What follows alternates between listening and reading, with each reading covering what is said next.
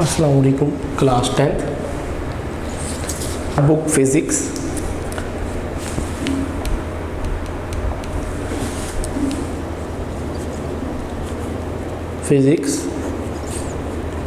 Class 10 chapter number 1 simple harmonic motion.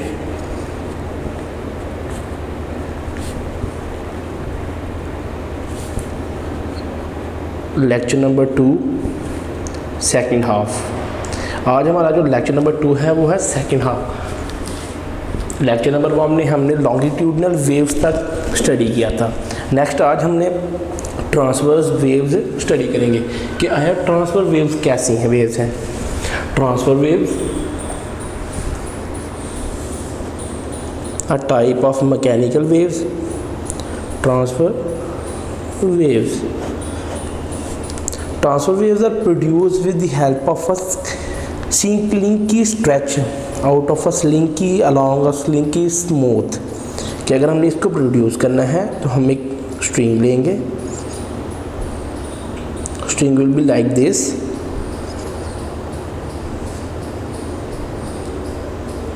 Like this waves are produced।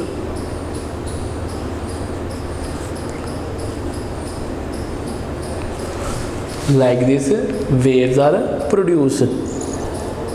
Sport movement wave movement and movement from hand side. कि अगर हमने transfer waves produce करनी है तो हम कैसे प्रोड्यूस करेंगे? Help of a slinky stretch out a slinky along a smooth floor with one hand is fixed and other hand is grasped। कि अगर हम देखें तो इसका एक पॉइंट जो है वो फिक्स्ड है तो जो दूसरा पॉइंट है वो हैंड में है ताकि उस पर जो फोर्स है वो अप्लाई की जा सके। जो ही उस पर फोर्स अप्लाई की जा सकेगी तो फिर क्या होगा, उसमें वेव्स प्रोड्यूस होंगी। वेव्स प्रोड्यूस होंगी। जब ये वेव्स प्रोड्यूस होंगी तो इन वेव्स से प्रोड्यूस करने की जो wave in the form of alternative crest and troughs, कि यहाँ क्या फॉर्म होगा? Alternating crest and troughs. Crest and trough हम पहले बात कर चुके हैं कि क्रेस्ट क्या होता है और ट्रफ क्या होता है। अगर हम वेव की बात करें तो वेव का अपर वाला पोर्शन जो होता है वो क्रेस्ट कहलाया जाता है और जो लोअर पोर्शन होता है उसको हम ट्रफ बोलते हैं। इसलिए ये क्या प्रोड्यूस करेगा? ये alternative crest and trough produce करेगा।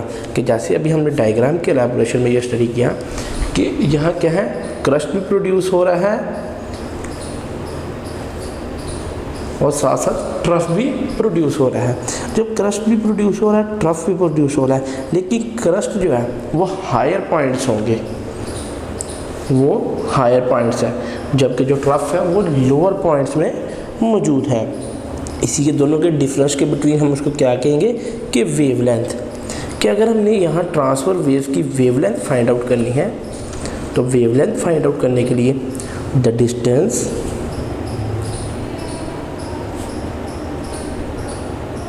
between two consecutive crusts and troughs is called wavelength। कि आया वेवलेंथ क्या है? वेवलेंथ ये दोनों में डिफरेंस है कि क्रस्ट और ट्रफ में जो डिफरेंस आएगा दोनों कंसेक्यूटिव वेव्स का, हम उसको वेवलेंथ कहेंगे। इसी तरह जो क्रस्ट और ट्रफ मूव करेंगे परपेंडिकुलर टू एक दूसरे की पोजीशन तो ट्रांसफर वेव्स पैदा होंगी। Transfer waves according to definition हम स्टडी करते हैं।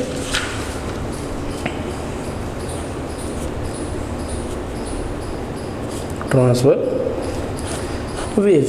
Waves in case of transfer wave the vibratory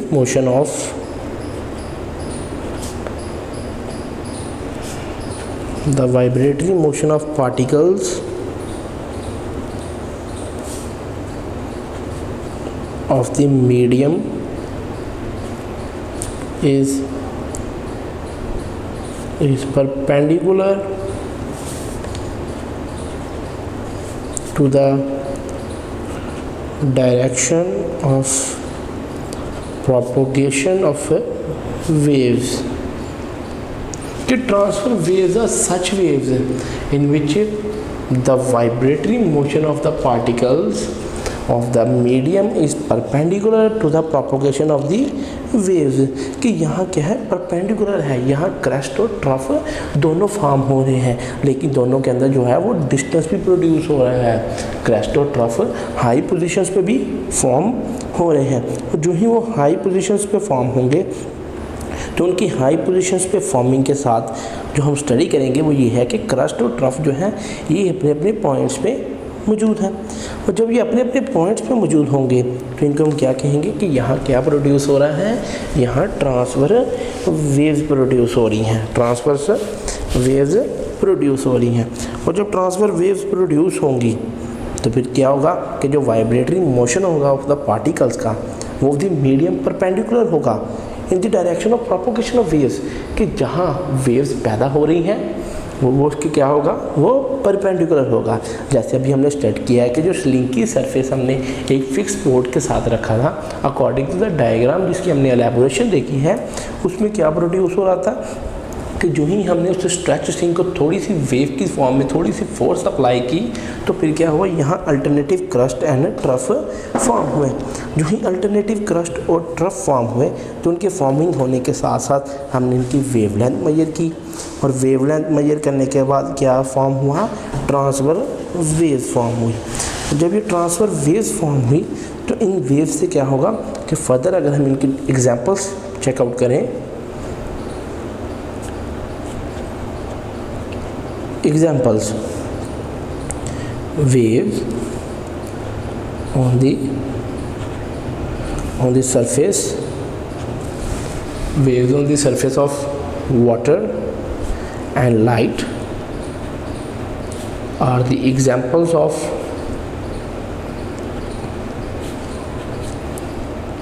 transverse waves। कि waves of light and water, कि लाइट वेव्स जो हम स्टडी करते हैं वो भी as crest and trough form करते हैं। जब कॉन्जिक्यूटिव क्रस्ट और ट्रस्ट फॉर्म होंगे तो क्रस्ट और ट्रफ फॉर्म होने से क्या फॉर्म होगा कि हम कहेंगे यहाँ ट्रांसफर वेव्स फॉर्म हुई हैं। और ये थी स्टडी ऑफ ट्रांसफर वेव्स कि लॉन्गिट्यूडनल और ट्रांसफर वेव्स कैसे पैदा होती हैं। दोनों क्या है, एक क्लासिफाइड किसके हैं, क्लासिफिकेशन है ये मैकेनिकल वेव्स की। नेक्स्ट जो हम मैकेनिकल वेव्स में लॉन्गिट्यूडनल एंड ट्रांसफर वेव्स की स्टडी के बाद नेक्स्ट जो हमारा टॉपिक है वो है waves as a energy carrier. क्या हम स्टडी करते हैं वेव्स जो हैं वो एनर्जी कैरियर कैसे हैं। Waves as carrier of energy, कि वेव्स एनर्जी कैसे कैरी करते हैं। Energy, first of all energy की definition, energy can be transferred from one form to another through waves. कि एनर्जी जब भी ट्रांसफ़र होगी एक फॉर्म से दूसरी फॉर्म की तरफ तो वो वेव्स की शक्ल में फॉर्म होगी। इसकी सबसे कॉमन एग्जांपल है कि जब हम शेक करते हैं एक स्ट्रिंग को तो हम उस पर प्रोवाइड करते हैं मस्कुलर एनर्जी। एग्जांपल क्या है उसकी, as we shake the string we apply potential energy यानी muscular energy. As a result a set of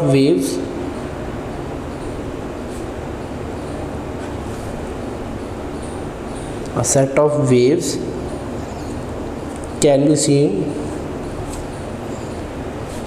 travelling, कि हमें वेव्स जो है वो सेट ऑफ वेव्स ट्रैवल करती हुई नज़र आएंगी।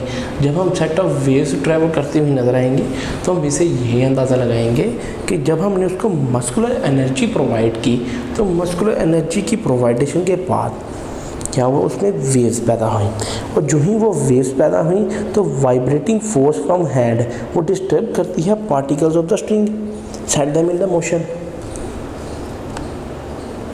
दी वाइब्रेटिंग फोर्स, कि अगर इसका फिनोमेना क्या है कि जो vibrating force from the hand disturbs the particles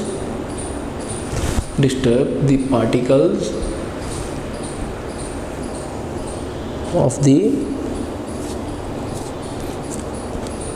string which set them in motion।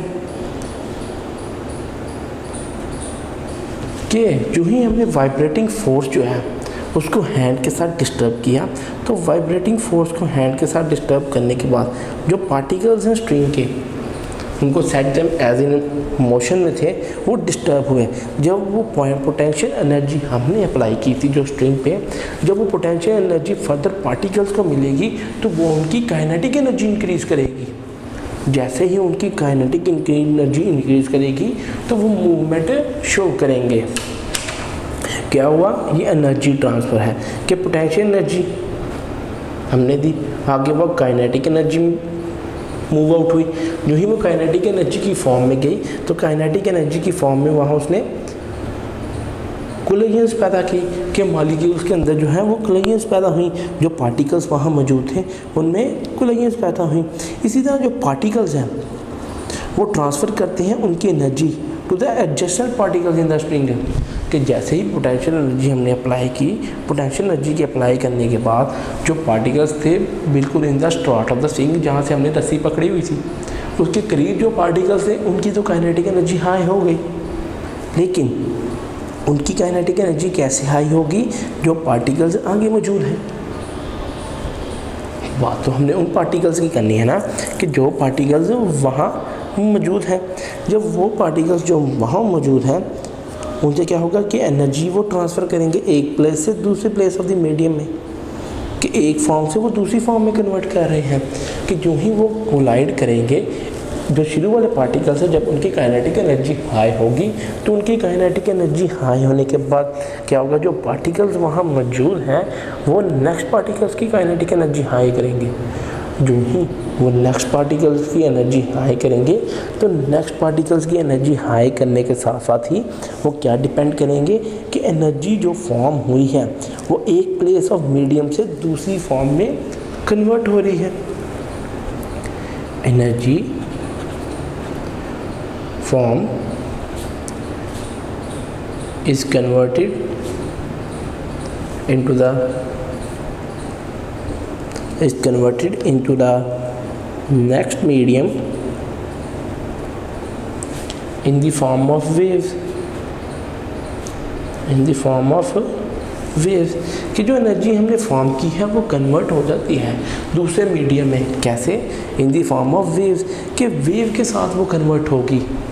क्या है, हम क्या कहेंगे कि यहाँ जो कन्वर्जन हमने की है वो इन दी वेव की फॉर्म में की है। कि जो अमाउंट ऑफ एनर्जी कैरी करते हैं वो डिपेंड करता है डिस्टेंस पे, कि जो एनर्जी हमने प्रोड्यूस की है, कि जो पार्टिकल्स है जो वो पार्टिकल्स आगे कोलाइड करेंगे। फॉर एग्जांपल अगर डायग्रामेटिकली व्यू देखें,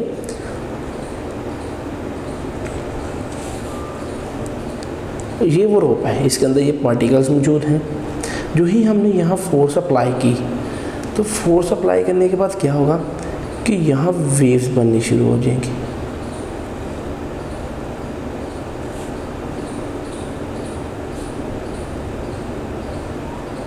क्यों? जब ये कोलाइड करेंगे आपस में इनका मोशन बढ़ेगा।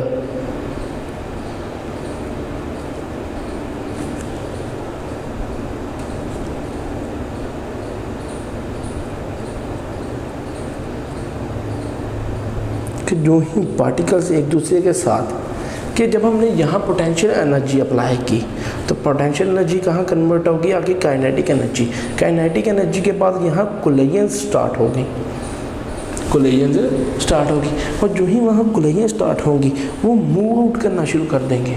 कैसे मूव आउट करना शुरू कर देंगे कि एक पार्टिकल जब दूसरे पार्टिकल से टकराएगा तो एनर्जीज एक्सचेंज होंगी। अगर एक पार्टिकल की एनर्जी 0 है, दूसरे पार्टिकल की एनर्जी 4 या 5 है, तो वो एनर्जी एक्सचेंज होंगी। इसी तरह जो एनर्जी जो ही एक्सचेंज हुई, जो आगे फर्दर पार्टिकल्स मौजूद हैं वो जब आपस में टकराएंगे, इसी तरह एनर्जीज प्रोड्यूस होती जाएंगी। और जो ही एनर्जीज प्रोड्यूस होती जाएंगी तो इनकी प्रोडक्शन से क्या पैदा होगा कि वहाँ जो वेव्स मौजूद हैं वो क्या करेंगे, वो एनर्जी फॉर्म करेंगे, और जो ही वो एनर्जी फॉर्म करेंगे वो इसको कन्वर्ट करेंगे next medium in the form of wave, कि ये energy in the form of wave travel out करती जाएगी।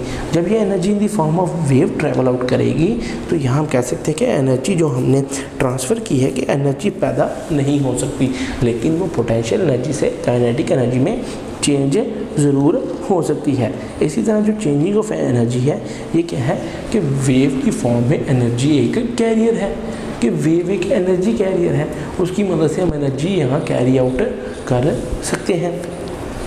Next is the amount of energy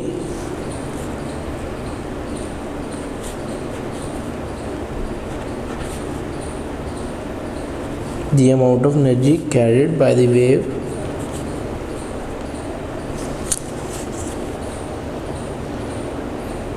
depends on the distance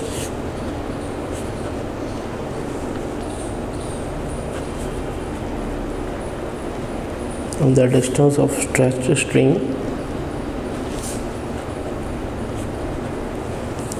from its rest position, that is the energy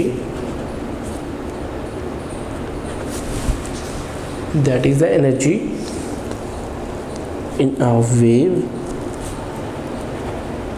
depends upon the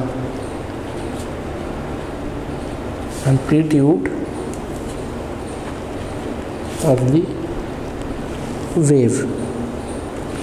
कि जो energy है, the amount of energy carried by the wave depends upon the distance of stretch string, कि जो energy का career है वो depend करेगी उसकी स्ट्रिंग की लंबाई पे, कि अगर रस्सी ज़्यादा लंबी होगी तो पार्टिकल्स कोलाइड कर करके उनकी एनर्जी किसी सेंटर में आके या एक पोजीशन पे आके उनकी एनर्जी 0 हो जाएगी। क्यों? कोलिजन्स के बाद जो एनर्जी ट्रांसफ़र होती गई तो मॉलिक्यूल्स 0 होते गए। इसी तरह क्या होगा, जो एनर्जी यहाँ फॉर्म होगी वो एज ए रिज़ल्ट के क्या उस पर डिपेंड करेगी उसके डिस्टेंस पे, कि जो ही हम डिस्टेंस इंक्रीज़ करते जाएंगे तो वो उसकी डिपेंडेंस भी इंक्रीज़ होती जाएगी।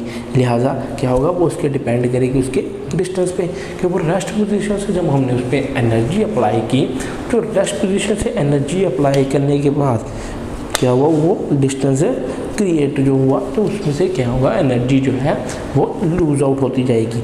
इसी तरह क्या होगा, वो एनर्जी जो है वो वेव पे डिपेंड्स करेगी, जो वेव पे डिपेंड्स करेगी वो एम्पलीट्यूड पे और फिर वेव पे भी डिपेंडेंस होगी। Just like the example, if we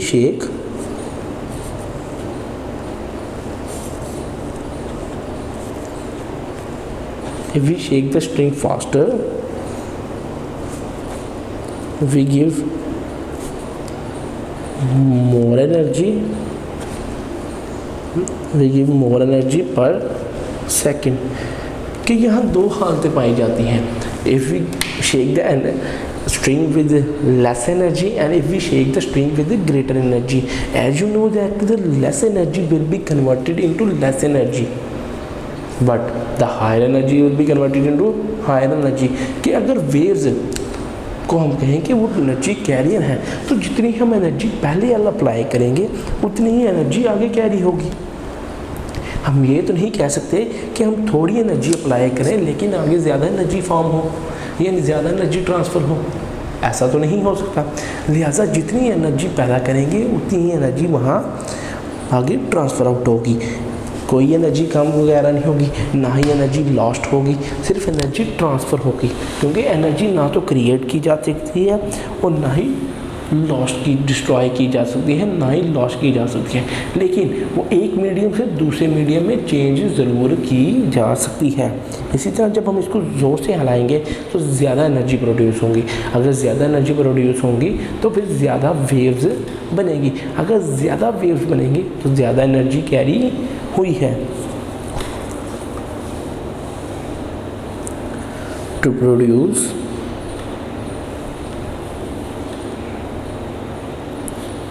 wave of higher frequency and the wave delivers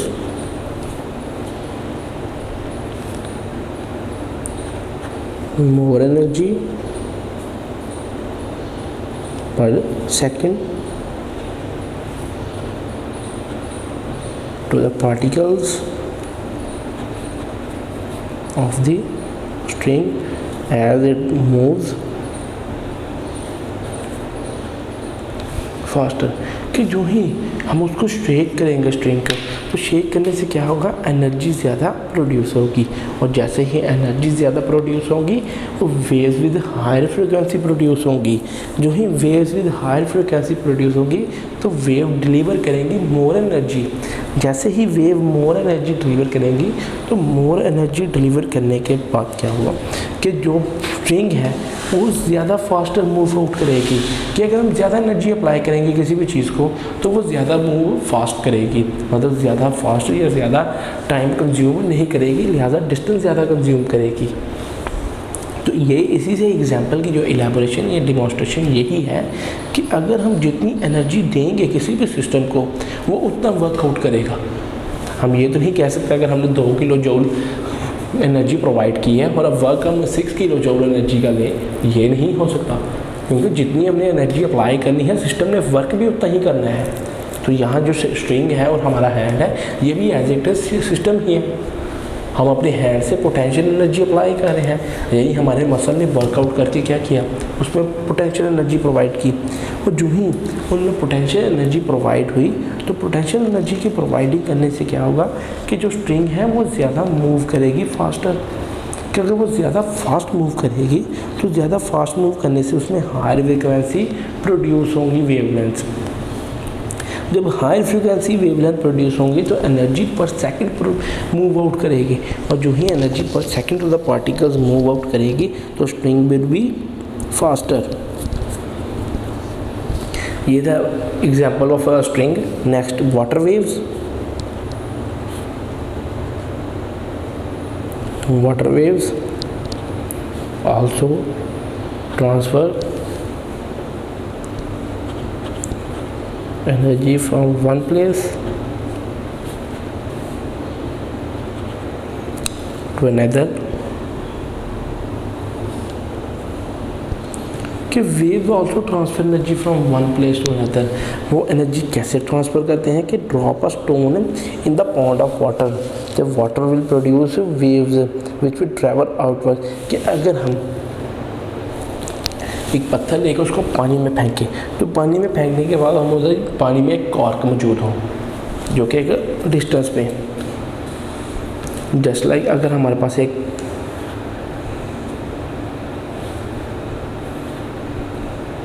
tub मौजूद है, टब में वाटर मौजूद है और यहाँ एक कॉर्क मौजूद है। जो ही हमने स्टोन फेंका तो यहाँ वेव्स बननी शुरू हो गई।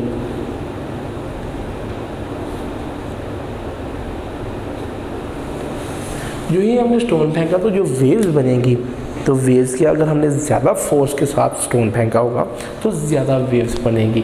अगर हमने कम फोर्स के साथ यानी कम शक्ति के साथ वो पत्थर फेंका होगा तो थोड़ी वेव्स बनेंगी।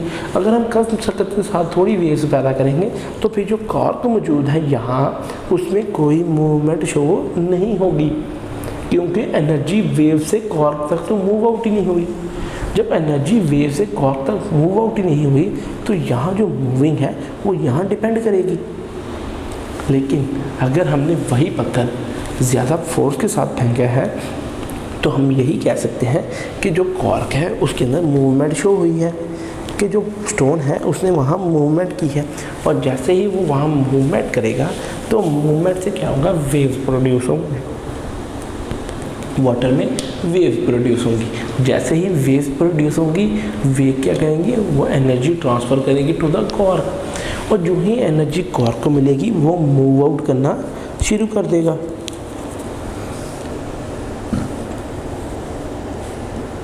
Energy travel in this direction, कि एनर्जी इस डायरेक्शन में ट्रैवल करेगी, तो वो कॉर्क जो है मूव आउट करना शुरू कर देगा, यानी ऐसे मूव आउट करना शुरू कर देगा, और वेव्स ऐसे मूव आउट करेंगी। जो ही वो ऐसे मूव आउट करेंगी तो कॉर्क की जो पोजीशन है वो चेंज हो जाएगी। जो ही कॉर्क की पोजीशन चेंज होगी, जो हाई फ्रिक्वेंसी वेव्स हैं वो रिक्वायर करती है मोर एनर्जी, कि यहाँ जो कॉर्क की मूवमेंट है वो तो एनर्जी से ही हुई है, कि जितनी जल्दी हाई फ्रिक्वेंसी वेवलेंथ प्रोड्यूस होंगी या वेव्स प्रोड्यूस होंगी तो वो उतनी ज़्यादा एनर्जी प्रोवाइड करेंगे या ट्रांसफ़र करेंगे आगे कॉर्क की तरफ, और जितनी एनर्जी ज़्यादा ट्रांसफ़र की जाएगी कॉर्क उतनी जल्दी ही मूवमेंट शो करेगा। और जैसे ही कॉर्क पर तक काइनेटिक एनर्जी पहुँचेगी या वाटर मॉलिक्यूल्स कोलाइड करेंगे तो कॉर्क के जो पार्टिकल्स हैं उनकी एनर्जी एक्सचेंज होगी। जैसे ही उनकी एनर्जी एक्सचेंज होगी तो वो मूव आउट करना शुरू कर देंगे। तो हम यहाँ क्या हमने यहाँ डिमॉन्स्ट्रेशन से ये रिजल्ट लिया कि waves with higher frequency can transfer more energy, कि जो हायर फ्रिक्वेंसी वेव्स होती हैं वो ज़्यादा एनर्जी ट्रांसफ़र कर सकती हैं किनकी बनिस्बत लो वेव्स के साथ, कि लोअर वेव्स जो होती हैं वो कम एनर्जी ट्रांसफ़र करती हैं। The activity of water shows that water like a waves transfer energy from one place to another, कि वो एक प्लेस से दूसरी प्लेस तक वो एनर्जी ट्रांसफ़र करती हैं। Next is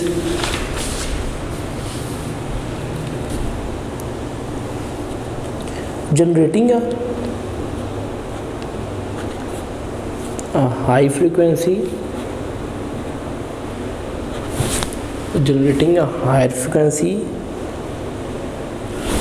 wave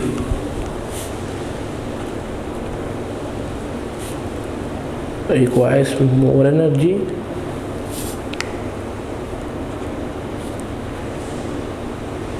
per second than to generate a lower frequency wave. Thus a higher frequency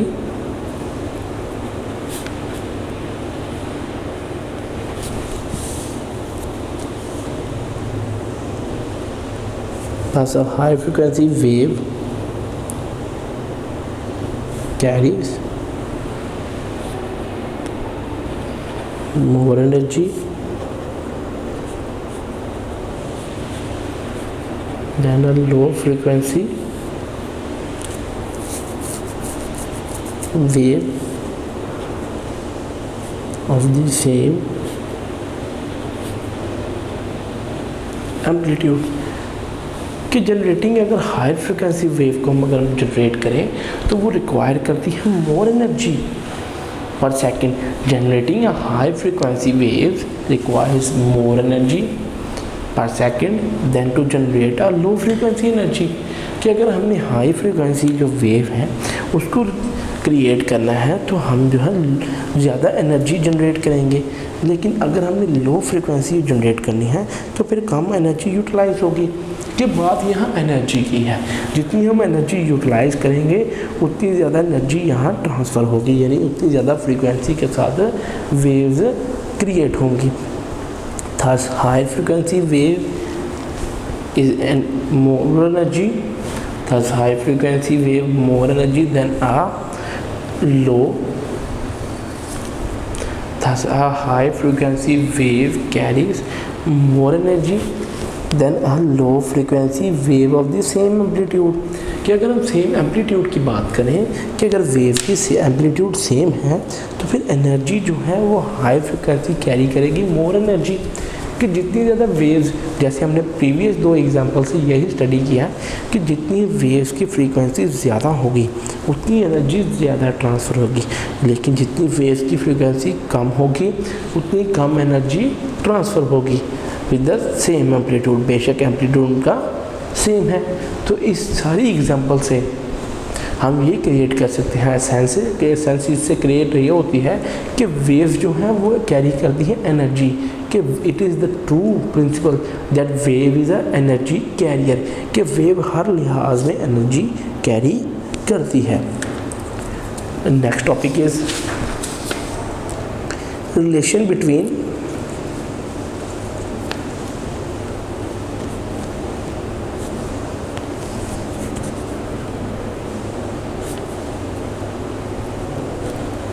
velocity,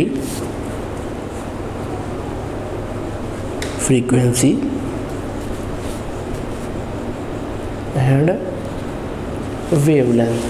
के relation between velocity, frequency and wavelength, कि आया हमने अब वेलोसिटी, फ्रीक्वेंसी और वेवलेंथ का रिलेशन स्टडी करते हैं। According to the topic, wave is a disturbance in medium which travels from one place to another, hence has a specific velocity of traveling। कि wave is a disturbance in medium which travels from one place to another, hence a specific velocity of a traveling. This is called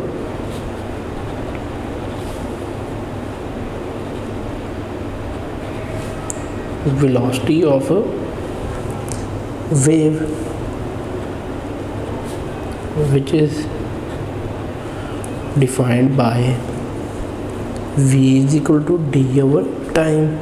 कि velocity distance over time, कि अगर हम velocity को study करें कि wave is a disturbance in medium which travels from one place to another, hence a specific velocity of traveling।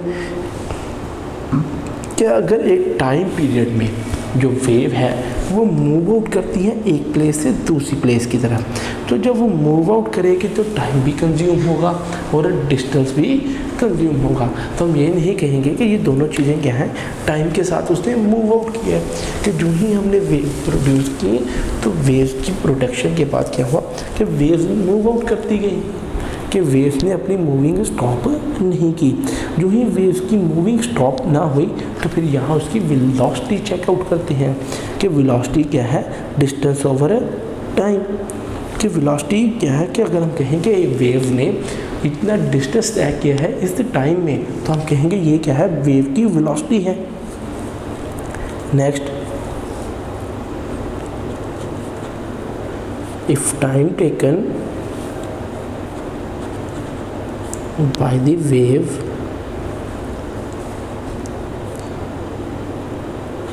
in moving from one point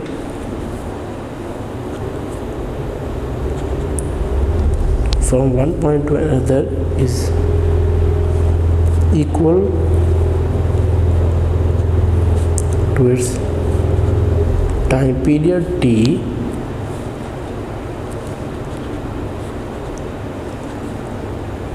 then the distance covered by the wave will be equal to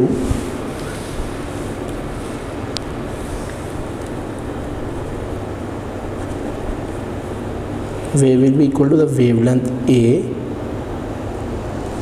if the time taken by the wave in moving from one point to another is equal to its time period, then the distance covered with the wave will be equal to the wavelength। कि अगर time period जो consume हुआ है वो किसके बराबर है कि अगर डिस्टेंस एक वेवलेंथ के बराबर है। वेवलेंथ हमने क्या स्टडी किया था कि अगर दो कॉन्जिक्यूटिव क्रस्ट और ट्रफ के कॉन्जिक्यूटिव क्रस्ट एंड ट्रफ में जो डिस्टेंस होगा वो एक वेवलेंथ होगी। तो यहाँ ये क्या जा रहा है कि अगर जो डिस्टेंस है, वेलोसिटी तो हमने डिस्टेंस से चेकआउट करनी है, लिहाजा जो डिस्टेंस यहाँ कंज्यूम हुआ है यानी जो डिस्टेंस यहाँ कवर हुआ है जितने टाइम कंज्यूम होने से, तो उसकी स्टडी हम ये करेंगे कि अगर वो वेवलेंथ के बराबर है, कि अगर जितना डिस्टेंस कवर हुआ है वो एक वेवलेंथ के बराबर है, तो फिर हम वेलोसिटी कैसे फाइंड आउट कर सकते हैं। Hence we can write V will be wavelength lambda over t। कि वेवलेंथ किससे शुरू करते हैं हम, लैम्डा से। Velocity will be lambda over t, but time period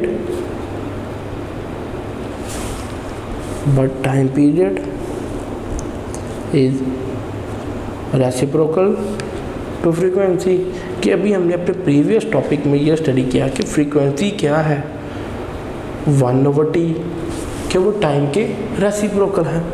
तो जो ही वो टाइम के रेसिप्रोकल होगी तो हम इसकी वैल्यू पुट ऐसे करेंगे लैम्डा 1/t। तो वेलोसिटी क्या होगी,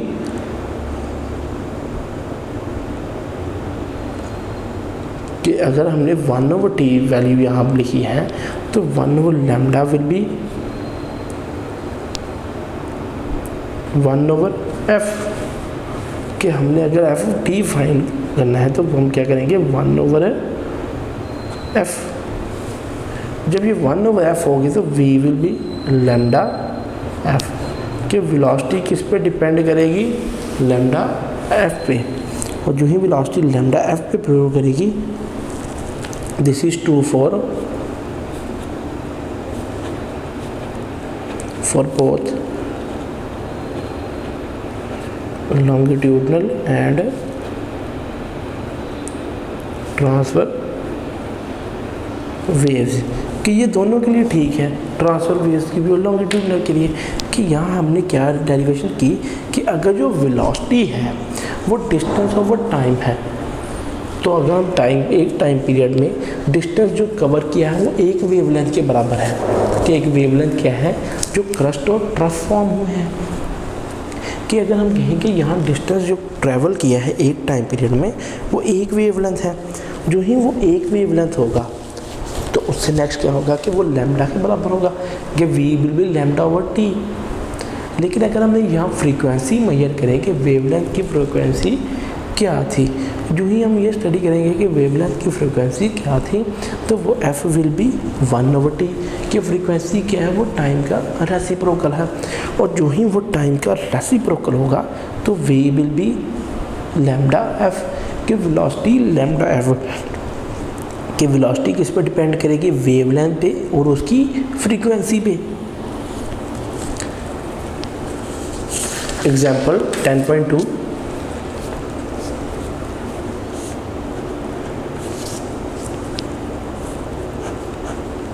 Example 10.2, a wave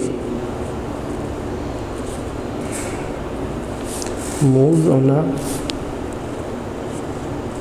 slinky with frequency of 4 Hz, wavelength of 0.4 m. What is the speed of wave? कि वेव की स्पीड क्या होगी।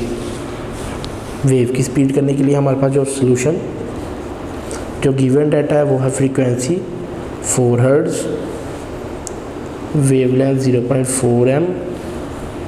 वेव स्पीड चेक करने के हम उसकी वेलोसिटी चेक करेंगे, क्योंकि स्पीड किसके साथ होती है, प्रोपोर्शनलिटी वेलोसिटी के साथ। Formula is v lambda f।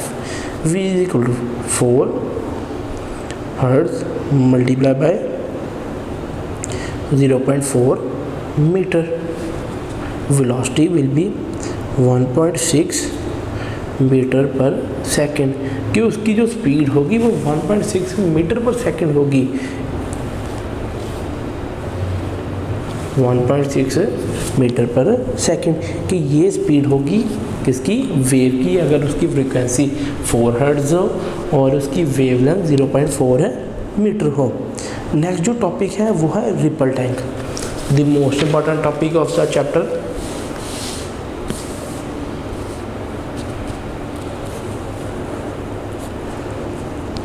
Ripple tank, according to definition, ripple tank is a device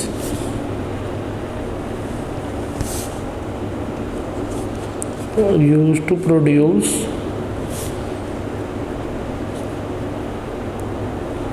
water waves and to study their characteristics। कि रिपल टैंक एक ऐसा डिवाइस है जिसको हम स्टडी करते हैं, प्रोड्यूस करें वो वाटर वेव्स, ताकि वाटर वेव्स के हम उसकी करैक्टरिस्टिक्स स्टडी कर सकें। आगे कंस्ट्रक्शन इसकी, नेक्स्ट इज कंस्ट्रक्शन, कि हम रिपल टैंक कैसे कंस्ट्रक्ट कर सकते हैं। The operators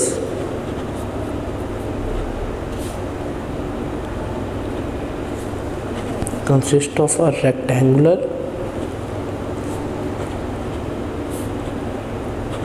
tray having glass bottom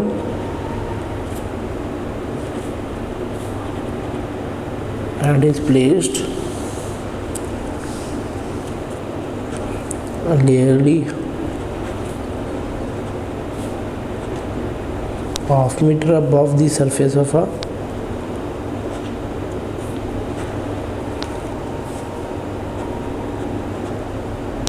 table.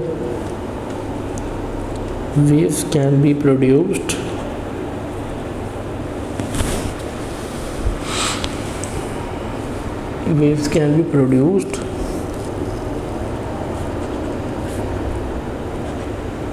on the surface of water present in the tray by means of a vibrator।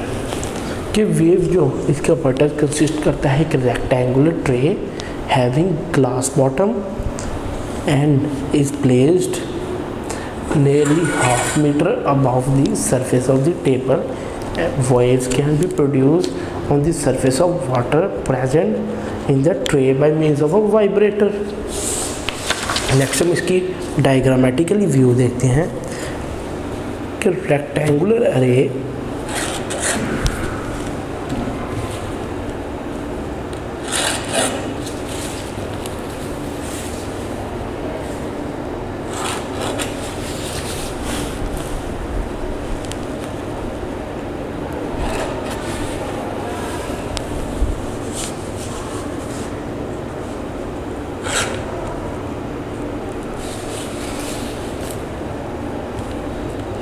a rectangular array, this is a rectangular array nearly half meter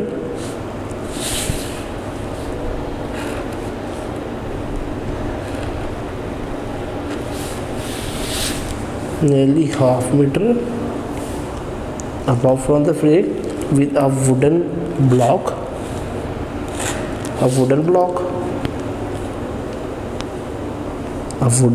in it and a strand with our rings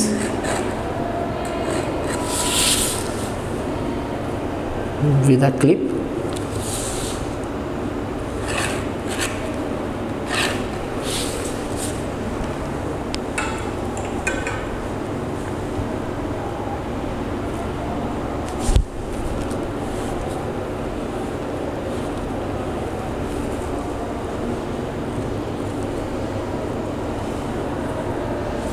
power supply. The diagrammatically view of a ripple tank.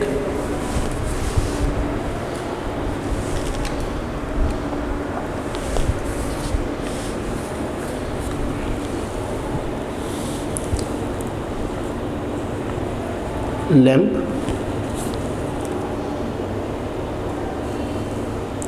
waves produced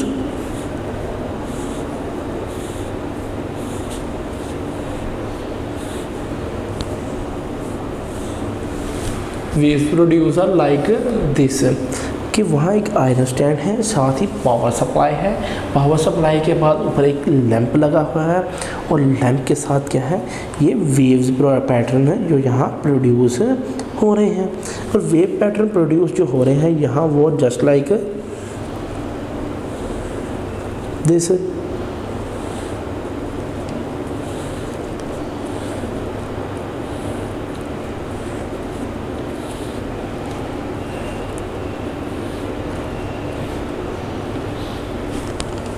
they are just like this, कि यहाँ इसको क्या है, ये wavelength produce जो हो रही है इन अ स्ट्रेट वेव फॉन्ट, कि जब वेवलेंथ जो यहाँ प्रोड्यूस होंगी वो lambda, waves consisting of straight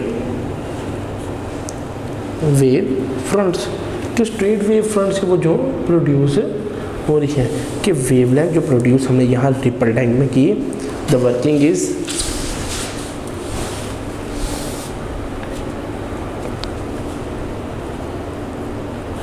working. This vibrator is an oscillator, electric motor fixed on wooden plate over the tray such that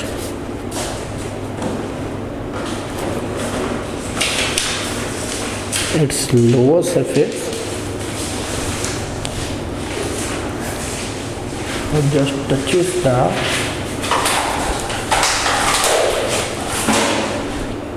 surface of water.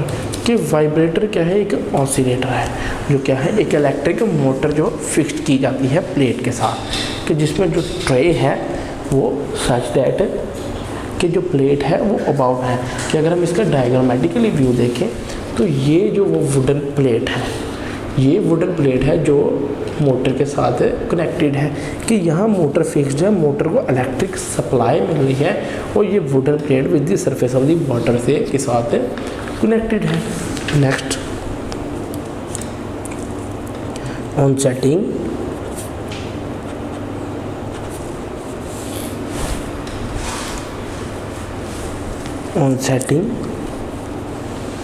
the vibrator, on setting the vibrator on, this wooden plate starts vibrating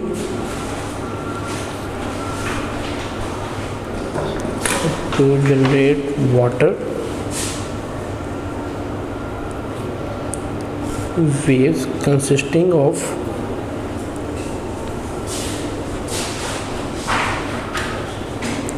straight wave fronts।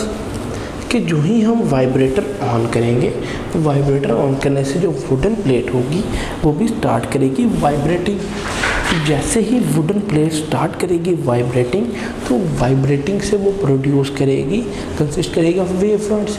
कि जो ही उसमें wave fronts produce होंगे, जैसे ही उसमें wave fronts produce होंगे तो वो as a straight wave front produce करेगी।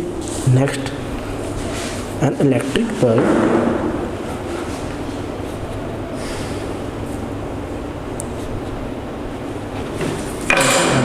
An electric bulb is hung above the tray to observe the image of the water the image of water waves consisting of straight wave fronts consisting of wave fronts कि जब electric bulb जो ऊपर हंग है जो ही उसके observe की जाएगी image of the water, तो इमेज क्या कंसिस्ट करेगी, वो स्ट्रेट वेवलेंथ कि जैसे ही वो स्ट्रेट वेवलेंथ ऑब्जर्व करेगी। नेक्स्ट द क्रेस्ट्स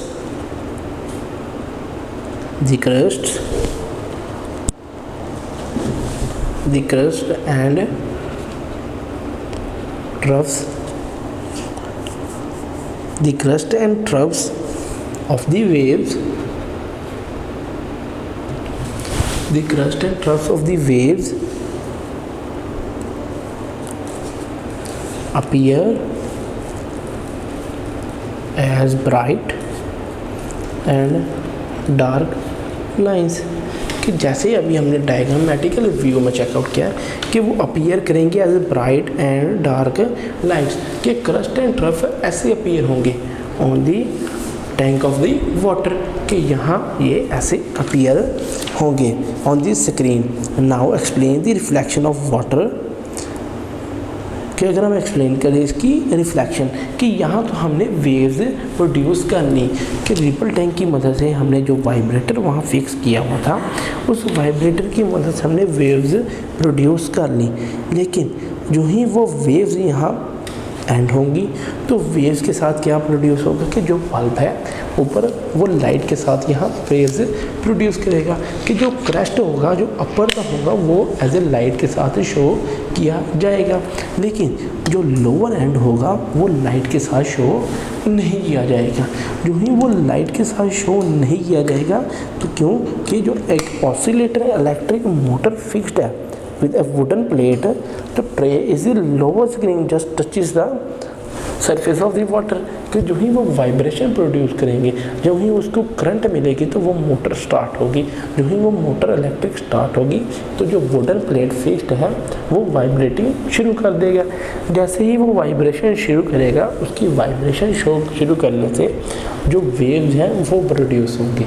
जैसे ही वेव्स प्रोड्यूस होंगे उनको स्क्रीन पे with the help of electric bulb हम चेकआउट कर लेंगे कि कुछ डार्क एंड कुछ लाइट वेवलेंथ प्रोड्यूस हो रही है। crest and troughs are formed. Next is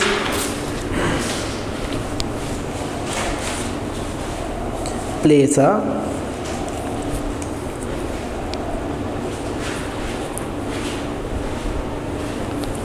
barrier in the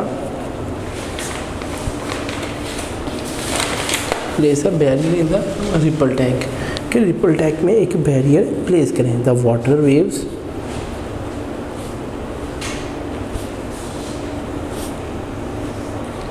will reflect from barrier कि अगर हम वहाँ एक बैरियर प्रोड्यूस करें तो बैरियर से क्या होंगी वो वेव्स रिफ्लेक्ट होंगी। जो ही वो बैरियर से वेव्स रिफ्लेक्ट होंगी if the barrier is placed at an angle to be the wavefront,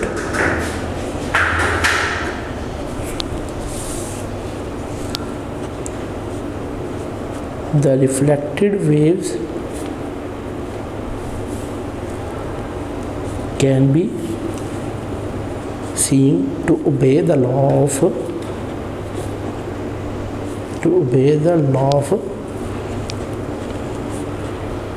reflection कि जो ही हम वहाँ एक बैरियर प्लेस करेंगे, जब बैरियर प्लेस करेंगे तो जो वेव्स प्रोड्यूस हो रही हैं वो स्ट्राइक करेंगे विद द बैरियर और बैरियर से वो वेव रिफ्लेक्ट बैक होंगी। क्योंकि कोई भी चीज़ अगर आप कोई बॉल को स्ट्राइक करें दीवार के साथ तो वो भी बाउंस बैक होता है, क्योंकि जितनी फोर्स हमने उस पर लगानी है वो सॉलिड मटेरियल में उतनी वो फोर्स उसको बैकवर्ड देनी है। जो ही वो फोर्स बैकवर्ड प्रोड्यूस होगी to obey the law of reflection कि अगर लॉ ऑफ रिफ्लेक्शन ओबे किया जाए तो वहाँ दो एंगल्स हम स्टडी करेंगे कि if the barrier is just like this then the waves are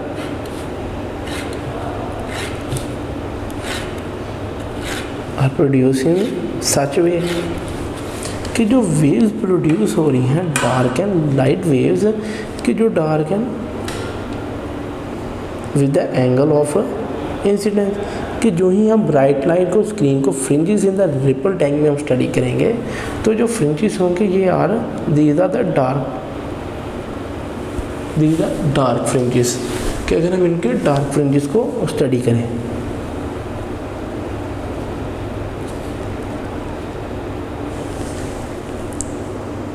incident waves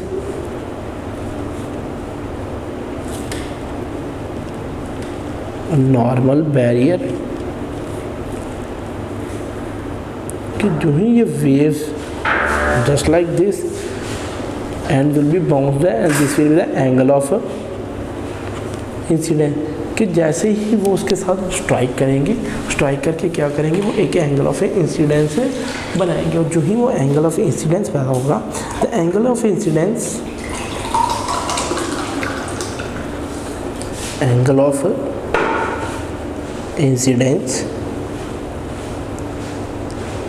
the angle of incidence will be along the normal and be equal to the angle of reflected wave कि वो reflected wave के बराबर होगा कि जो angle of incident होगा अगर along the normal barrier है जो वो नॉर्मल बैरियर के अलॉन्ग होगा तो वहाँ रिफ्लेक्शन कॉज होगी यहाँ रिफ्लेक्शन ऑफ वेव अकर करेगी क्योंकि जो एंगल ऑफ रिफ्लेक्टेड वेव के बराबर है रिफ्लेक्शन ऑफ वेव्स कि यहाँ रिफ्लेक्शन ऑफ वेव्स पैदा होगा रिफ्लेक्शन अकर करेगी according to definition when waves moving in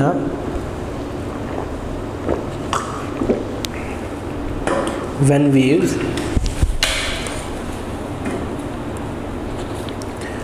moving in a medium fall on the surface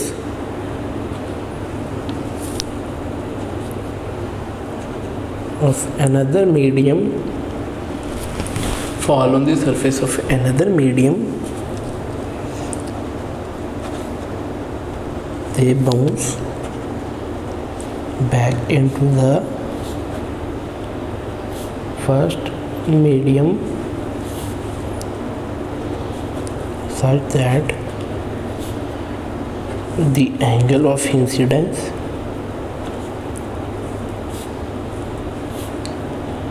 is equal to the angle of reflection.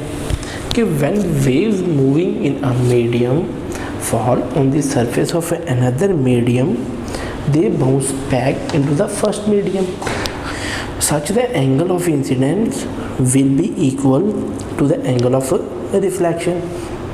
कि अगर हम एक मीडियम से सेकंड मीडियम तक बात करें तो जो एंगल ऑफ इंसिडेंस होगा वो एंगल ऑफ रिफ्लेक्शन के बराबर होगा क्योंकि जो वेव्स एक मीडियम से दूसरे मीडियम में ट्रांसफ़र हो रही हैं उन वेव्स का जो वेवलेंथ होगी वो from the first medium will be bounce back into the toward second medium and from second medium will be bounced back to the first medium कि जो ही उनकी बाउंसिंग बैक होगी तो जो नॉर्मल एंगल क्रिएट होगा वहाँ तो उस नॉर्मल एंगल को हम एंगल ऑफ रिफ्लेक्शन कहेंगे कि जो ही वो स्ट्राइक करेगा स्ट्राइक करने से यहाँ जैसे हमने एंगल ऑफ इंसिडेंस स्टडी किया है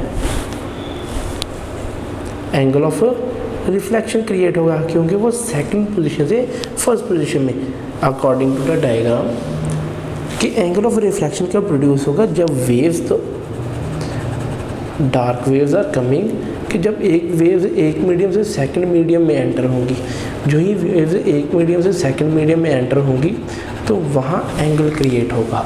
जो ही वो एंगल क्रिएट होगा वो एंगल ऑफ रिफ्लेक्शन कहलाएगा। कि यहाँ एक एंगल ऑफ रिफ्लेक्शन है कि बैरियर से इन्होंने क्या किया है, रिफ्लेक्ट किया है। जो ही ये बैरियर से रिफ्लेक्ट करेंगे तो बैरियर से इनकी रिफ्लेक्शन ऐसे होगी कि ये एंगल ऑफ इंसिडेंट कहलाएंगी। और ये डाउनवर्ड एरोज क्या होंगे, रिफ्लेक्टेड वेव्स। कि जब ये वेव्स फर्स्ट मीडियम से सेकंड मीडियम में एंटर करेंगी तो ये बाउंस बैक होंगी इनटू द फर्स्ट मीडियम, कि ये दोबारा फर्स्ट मीडियम में आ जाएंगी। ये है reflection of the waves. Next is speed of wave in water. Next, the speed of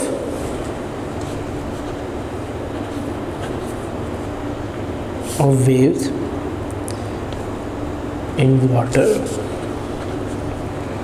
depends on the depth of water. Depends on the depth of water. If a block of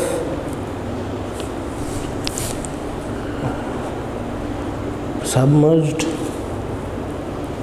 in a ripple tank,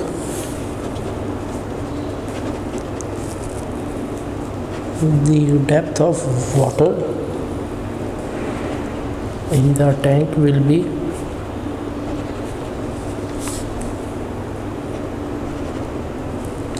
shallow over block then elsewhere। कि जो speed of the waves है in water ये depend करेगी on the depth of the water. कि अगर एक wave है उसको ब्लॉक में सबमर्ज किया जाएगा तो वो रिपल टैंक में जब डेप्थ ऑफ द वाटर है in the tank will be shallowed. कि जो डेप्थ है उसमें उसकी स्पीड हम चेकआउट करेंगे। The speed of waves in water depends on the depth of water. कि जो की स्पीड ऑफ वेव चेक करनी है वो डेप्थ पे डिपेंड करेंगी कि यानी पानी में कितनी गहराई मौजूद है। When water waves enter the region, when water waves enter the region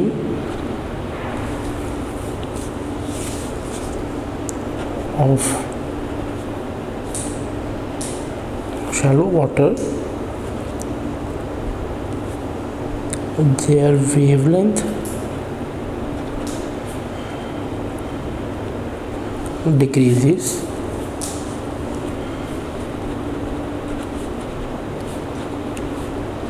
but the frequency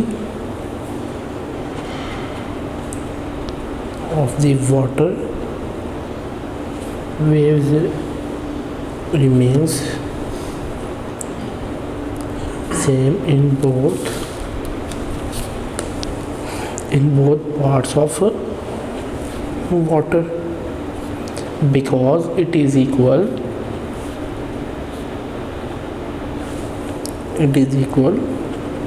to the frequency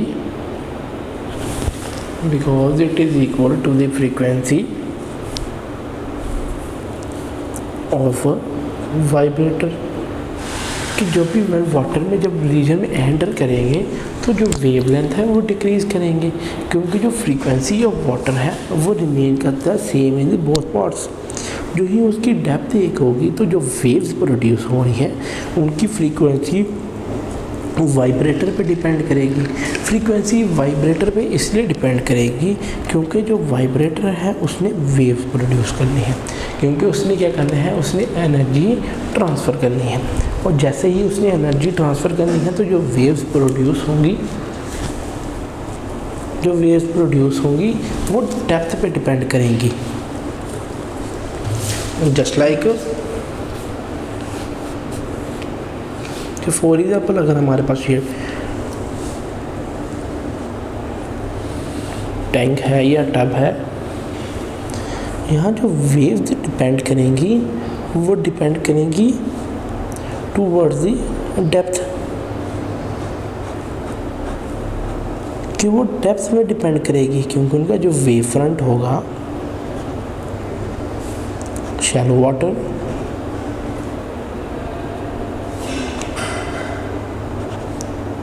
deep water and generator.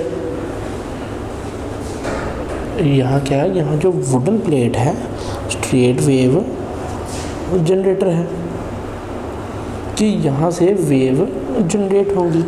जो ही यहाँ से वेव जनरेट होगी, boundary between deep and shallow water, कि अगर हम शैलो वाटर और दूसरे water के दरमियान, डीप वाटर के दरमियान एक बाउंड्री क्रिएट करें कि यहाँ जो बाउंड्री है, नीचे जो स्ट्रेट वेव जनरेटर लगा है कि वेव जनरेटर क्या करेगा, वो वेव्स को जनरेट करेगा, और जो ही वो वेव्स को जनरेट करेगा तो एक बाउंड्री होगी, यानी जो शैलो वाटर और डीप वाटर में बाउंड्री मौजूद होगी। जैसे ही जो बाउंड्री मौजूद होगी वो इसको अलहदा करेगी, वो इसको सेपरेट करेगी। जो ही वो सेपरेट करेगी वहाँ रिफ्लेक्शन भी अकर करेगी, लेकिन वेव फ्रंट जो है उसके हिसाब से यहाँ वेवलेंथ और होगी। अगर हम ऑब्जर्व करें रिफ्रैक्शन ऑफ वाटर, तो जो वेव्स रिपीट करती हैं अबव एक्सपेरिमेंट है कि boundary between deep and shallow water, कि अगर हम डीप और शैलो वाटर में इनकी बाउंड्रीज चेक करें, जो इनकी बाउंड्रीज प्रोड्यूस होती हैं, we will observe an addition change in wavelength, कि वेवलेंथ में एक डिफरेंट चेंज आएगा। वेवलेंथ में डिफरेंट चेंज कब आएगा,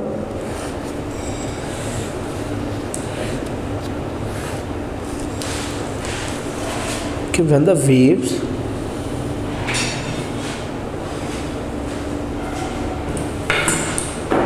are produced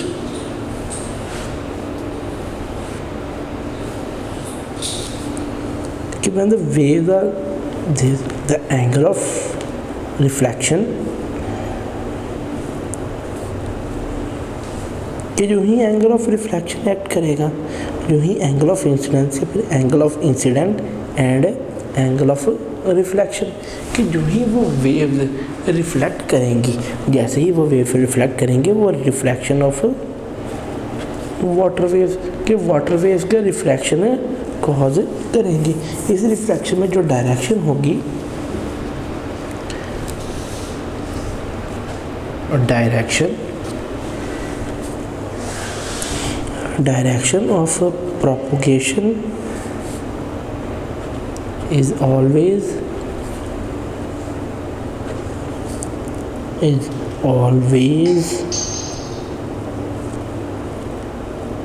normal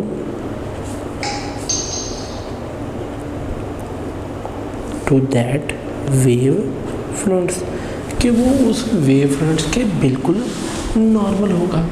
जब वो उसी वेव फ्रंट्स के नॉर्मल होगा तो नॉर्मल में हम ये स्टडी करेंगे कि यहाँ क्या है कि सब wavelength with the same speed है, कि डायरेक्शन उनकी चेंज है। This change in the path of this change of path in water waves while passing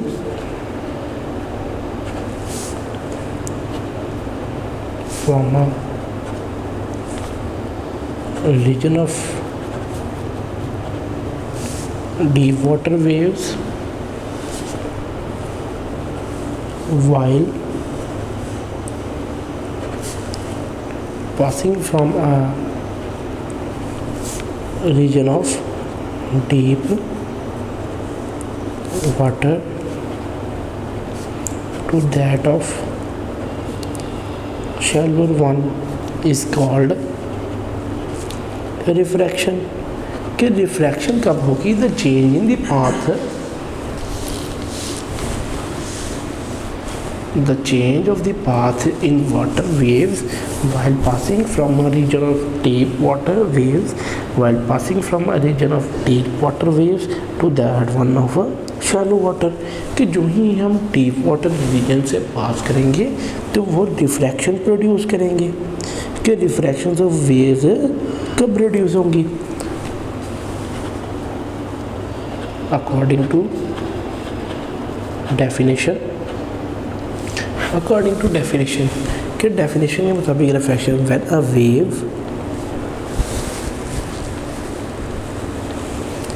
a wave from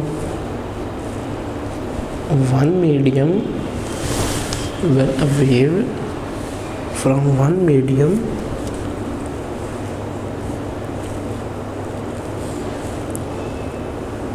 enters into the second medium at same angle,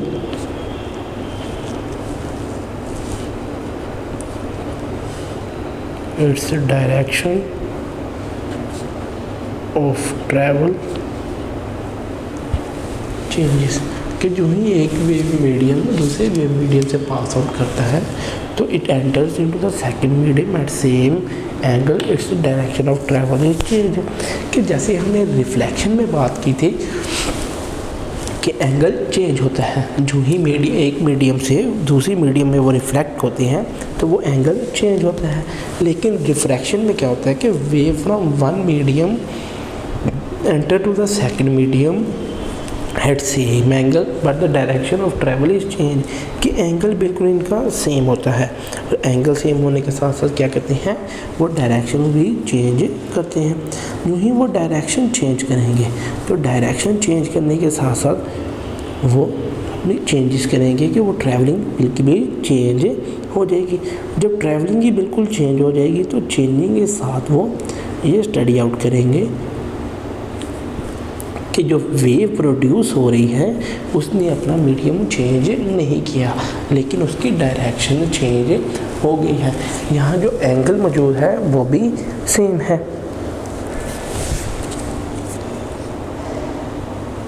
next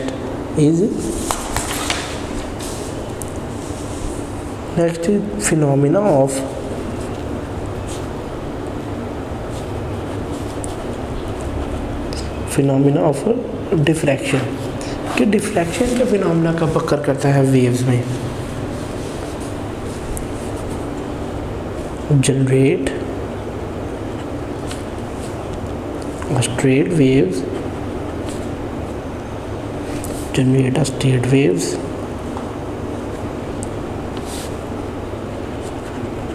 in a ripple tank and place two obstacles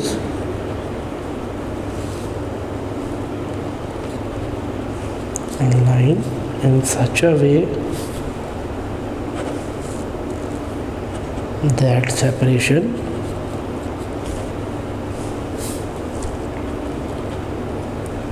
between them is equal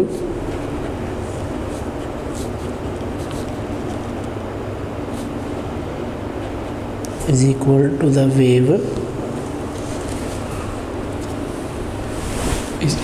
the wavelength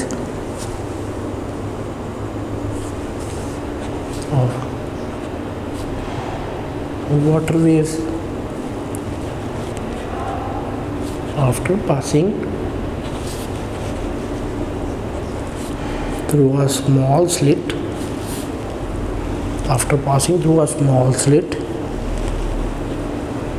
between the two obstacles,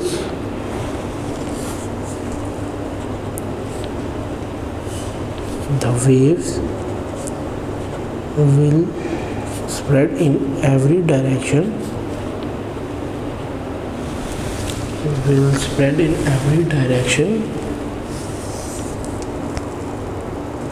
The waves will spread in every direction and change into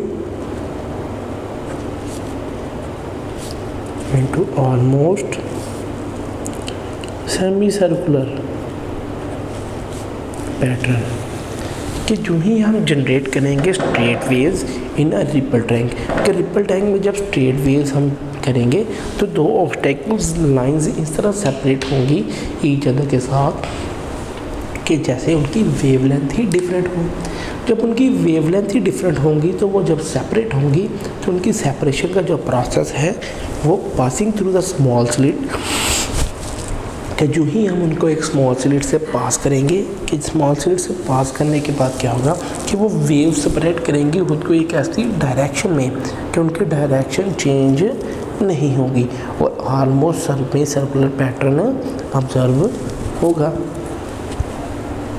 just like this, कि अगर जो ripple time में waves produce हो रही हैं they are straight waves, कि हमने straight waves ही generate करनी है।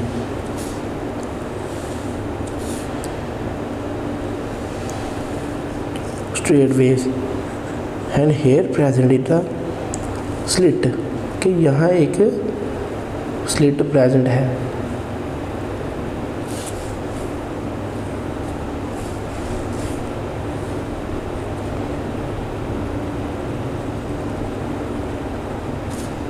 स्लिट प्रेजेंट है, जो ही ये वेव स्लिट से पास करेंगी तो स्लिट से पास करने के बाद ये सेमी सर्कुलर वेव्स फॉर्म करेगा। ये semi circular waves are formed.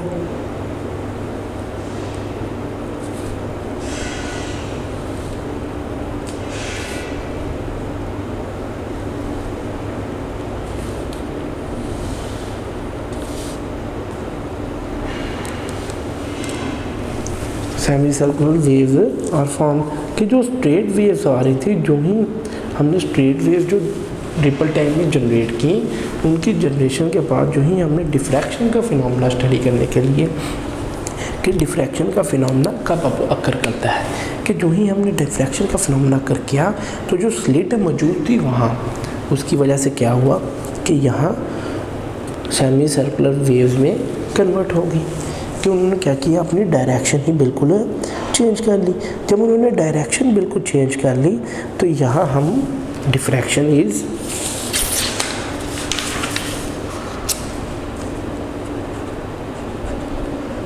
diffraction of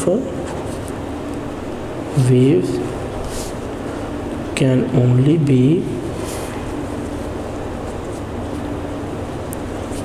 observed clearly if the size of the obstacle is comparable with the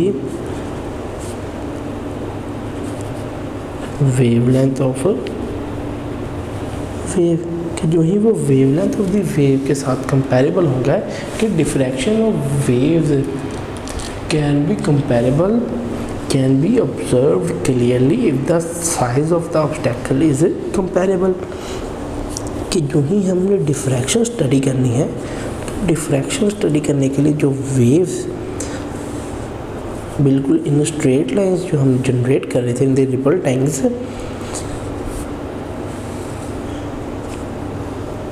they are when the slit is present, when the slit is present, then like this and like this semicircular waves are produced।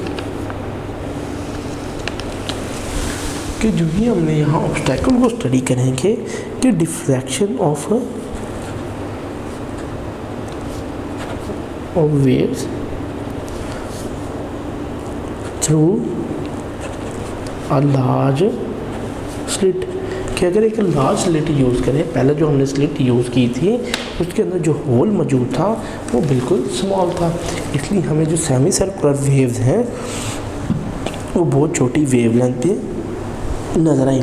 लेकिन जो ही हम diffraction of wave में एक large slit use करेंगे तो large slit use करने से क्या होगा कि यहाँ जो फॉर्मेशन होगी उस फॉर्मेशन से हम ये स्टडी करेंगे कि जो डिफ्रैक्शन ऑफ वेव्स यहाँ अकर कर रही है, कि जो डिफ्रैक्शन ऑफ वेव्स यहाँ अकर कर रही है उस डिफ्रैक्शन में जब हमने स्लिट यूज़ किया तो स्लिट यूज़ करने से वो सेमी सर्कुलर वेव जो है वो लार्ज डिस्टेंस पे पाई गई, कि वो लार्ज डिस्टेंस पे पाई गई। diffraction of waves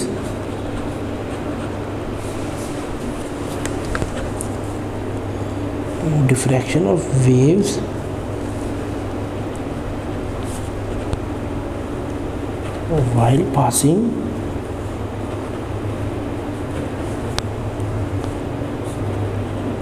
through a slit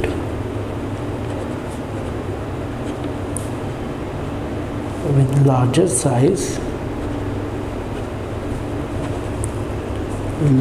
than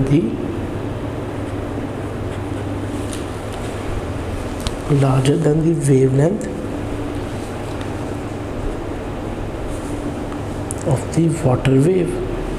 कि जो डिफ्रैक्शन ऑफ वेव है वो जो हम लार्जर स्लिट से स्टडी करेंगे तो larger wavelength will be occur, कि लार्जर वेवलेंथ हमें मिलेंगी क्योंकि वो जो स्लिट है वो लार्जर है, तो जो डिफ्रैक्शन होगी वो भी लार्जर ही अकर करेगी। Only a small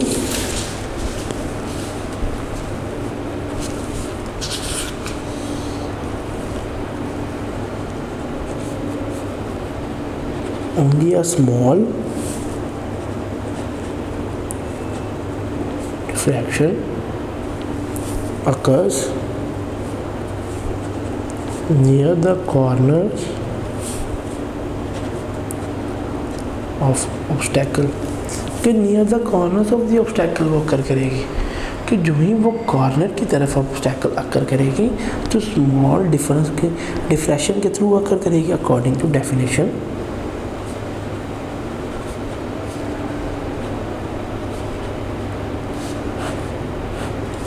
According to definition, the bending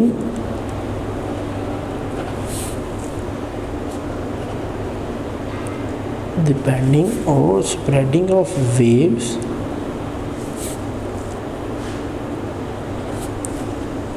around the sharp edges or corners of obstacles और slits is called diffraction। कि diffraction क्या है, the bending or spreading of waves around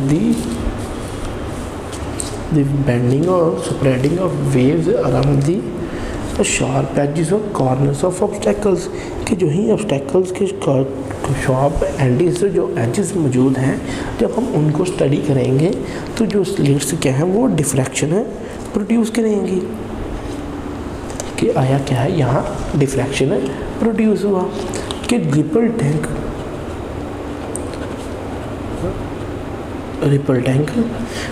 tank में हमने angle of incidence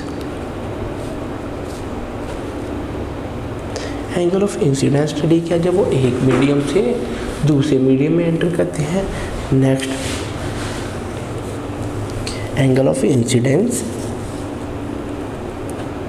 reflection of waves, कि जो ही waves reflect होना शुरू हुई, refraction of waves and diffraction of waves. कि रिपल टैंक में ये चार प्रॉपर्टीज़ यानी चारों एंगल्स हमने स्टडी किया है। कि रिपल टैंक में जब भी हमने जनरेट की straight lines, then angle of incidence, reflection of waves, refraction of wave and diffraction of wave study की है। कि इन सब में क्या है, सारी जो वेव्स हैं वो रिफ्लेक्ट भी होती हैं, उनका एंगल भी चेंज होता है, उनका मीडियम भी चेंज होता है, और वेव्स जो जनरेट की है वो स्ट्रेट वेव्स सर्कुलर वेव्स में भी जनरेट होती हैं। कि ये चारों फिनोमिनास अक्कर करती हैं सेम। नेक्स्ट जो है ये था हमारा detailed study on ripple tank, the most important topic of the chapter.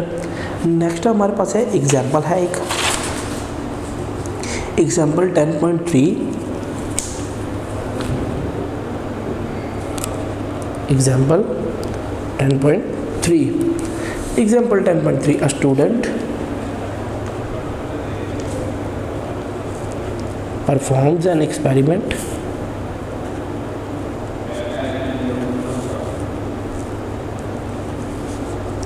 with waves in water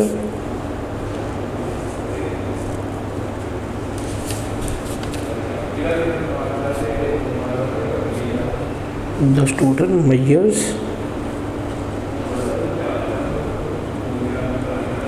the wavelength of a wave to be 10 centimeter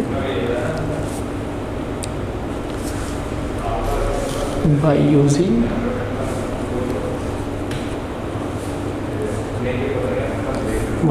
a stopwatch and observing the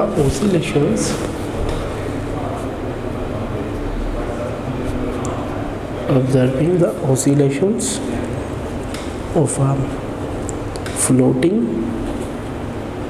ball. The student measures a frequency.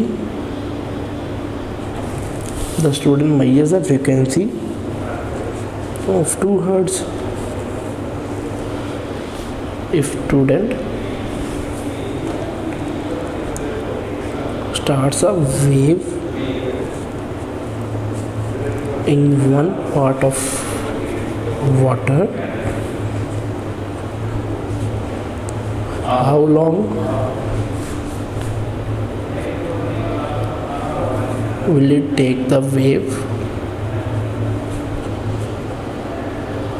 to reach the opposite? How long will it take the reach the opposite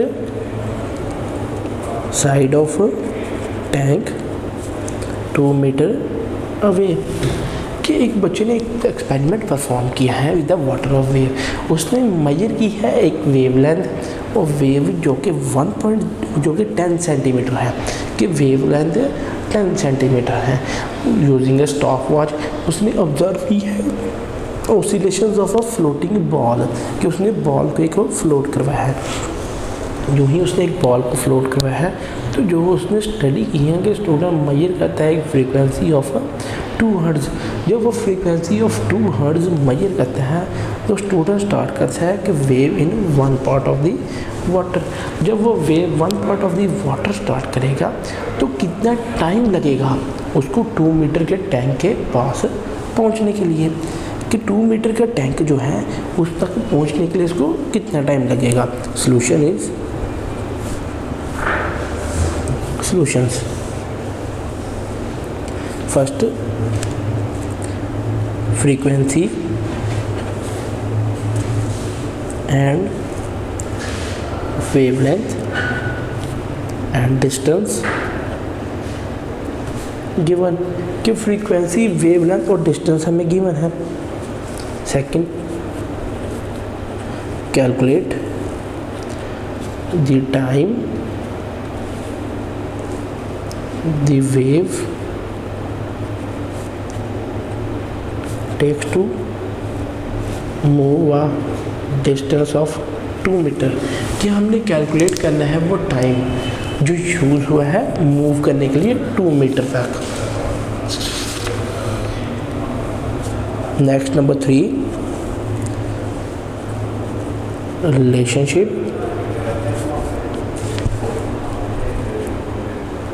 between frequency, wavelength and speed is v is equal to f lambda, कि अगर हमने wavelength में, frequency में और speed में link study करना है, relation study करना है, तो फिर हम वी एफ लैम्डा स्टडी करेंगे। V F lambda relation between time, speed and distance is v d over time। क्या अगर हमने रिलेशन टाइम, स्पीड और डिस्टेंस में फाइंड करना है तो v will be d over t। Next, rearranging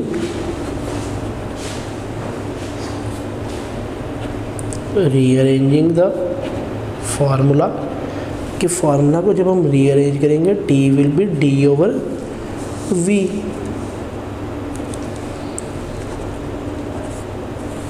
Number 4, speed of wave is the frequency. Speed of the wave is frequency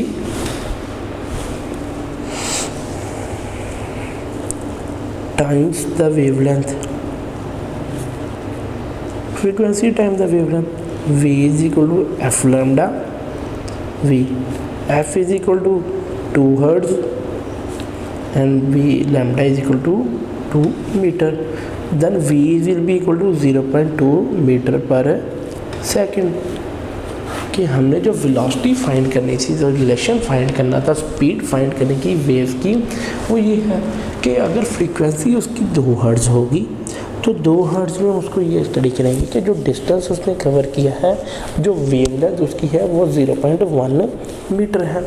कि जब फ्रीक्वेंसी 2 हर्ट्ज़ है और वो 0.1 मीटर है तो जो स्पीड होगी वो 0.2 मीटर पर सेकंड होगी. नेक्स्ट इज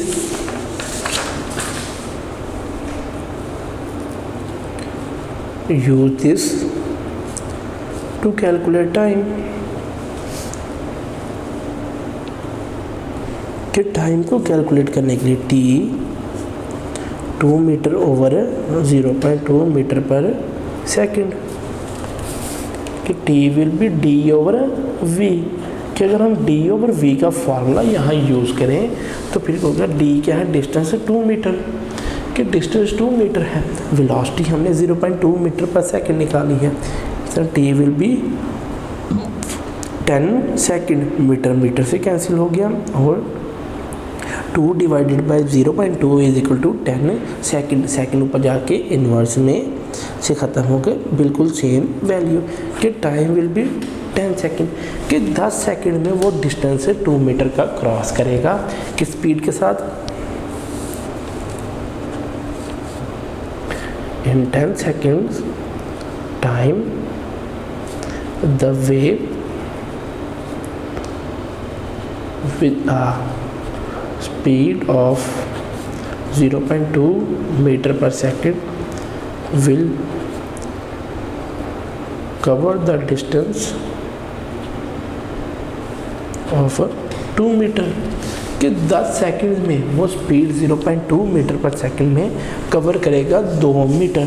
ये थी एग्जांपल नंबर 10.3 और ये है हमारा chapter simple harmonic motion. Next अब हम इनकी समरी स्टडी करते हैं. समरी में क्या है, पूरा चैप्टर जो हमने स्टडी किया है उसका दोबारा एक ओवरव्यू स्टडी करते हैं. इस चैप्टर में हमने सिंपल हार्मोनिक मोशन स्टडी किया. सिंपल हार्मोनिक मोशन में हमने समरी सिंपल हार्मोनिक मोशन. कि सिंपल हार्मोनिक मोशन क्या होता है. सिंपल हार्मोनिक मोशन में हमने to and fro motion study किया. कि simple harmonic motion is a to and fro oscillating motion in which acceleration of the body is directly proportional to the displacement of the body from mean position and always directed to mean position. कि simple harmonic motion में हमने to and fro motion study किया. किसकी बिना पे, उसकी mean position की बिना पे. लेकिन वो हमेशा डायरेक्टेड किस तरफ होती है, मीन पोजीशन पे ही. कि यानी उसकी डायरेक्शन मीन पोजीशन पे ही है. कि अगर हम उसको थोड़ा हिला भी लें या उसको थोड़ा स्विंग करने के बाद वो दोबारा अपनी मीन पोजीशन पर आ जाएगी. Next, motion of mass attached to a spring. कि motion of mass attached to a spring हमने स्टडी किया.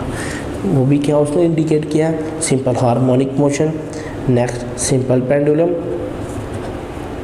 कि सिंपल पेंडुलम में भी क्या है कि वो to and fro motion show करता है, लेकिन जो to and fro motion show करता है वो भी मीन पोजीशन की वर्ड्स भी डायरेक्टेड है.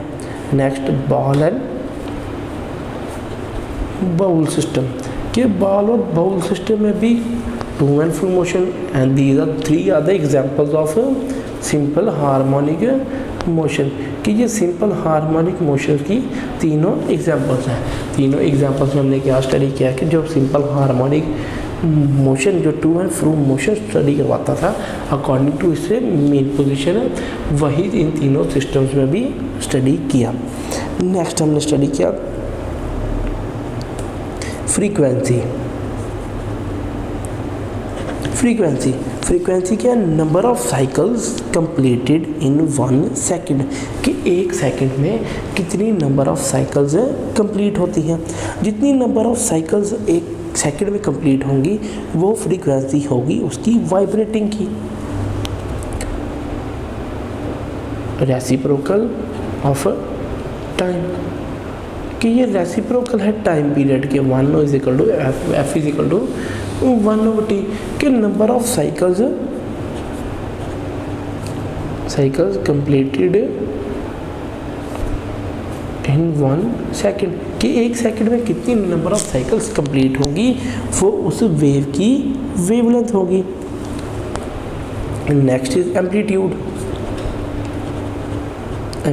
Of the wave, amplitude of the maximum distance from mean position, ये मैक्सिमम डिस्प्लेसमेंट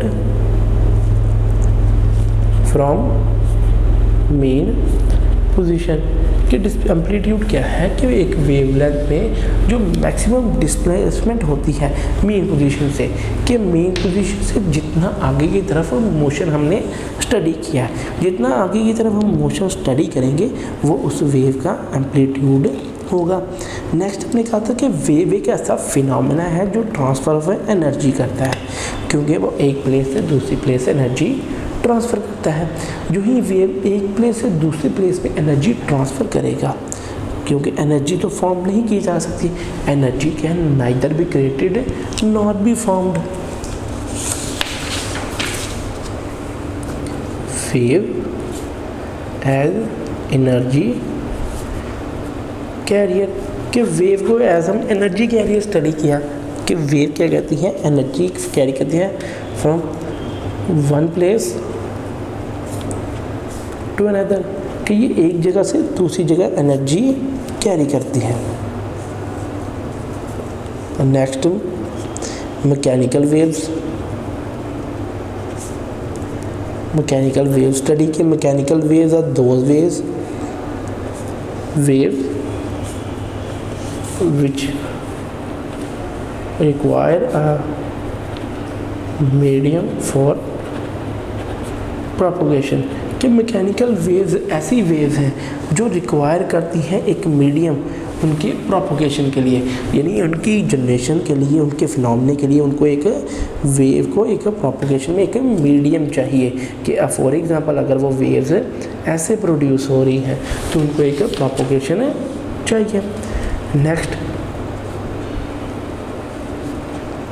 इलेक्ट्रोमैग्नेटिक वेव्स कि इलेक्ट्रोमैग्नेटिक वेव कौन सी है, electromagnetic waves do not require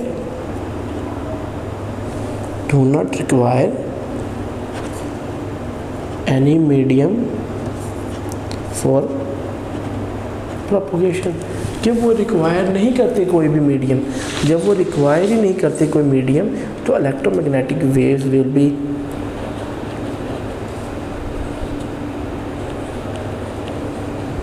कि वो किसी भी एंगल में वो वेव्स ट्रांसफ़र कर सकती हैं।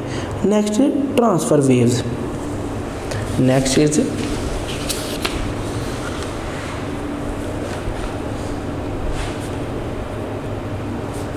ट्रांसफ़र waves कि transfer waves are the mechanical waves in which particles of the medium vibrate about their mean position and perpendicular to the direction of propagation of waves कि transfer wave ऐसी mechanical waves हैं जिनमें particles अपनी main position पे vibrate करते हैं।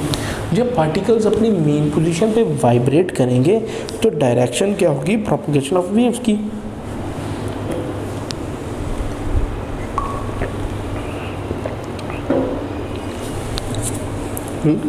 waves which particles which particles of medium vibrate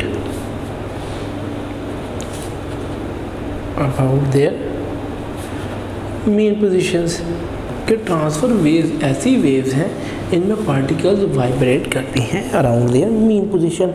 जब वो अपनी मेन पोजीशन के अराउंड वाइब्रेट करेंगे तो डायरेक्शन ऑफ प्रोपगेशन स्टडी करेंगे। Next is longitudinal waves.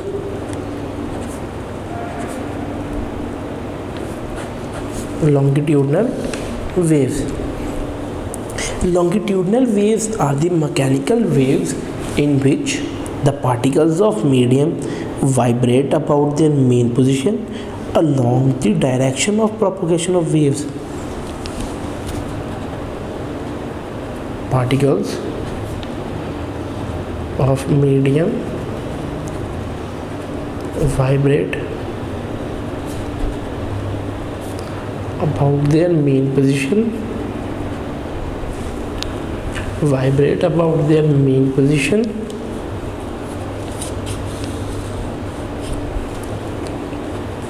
along the direction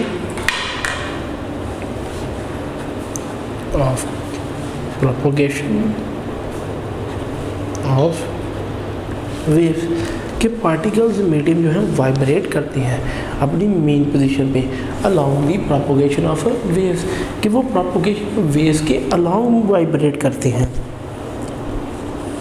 next velocity, speed of wave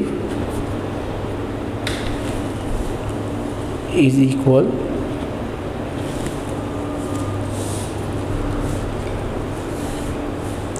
to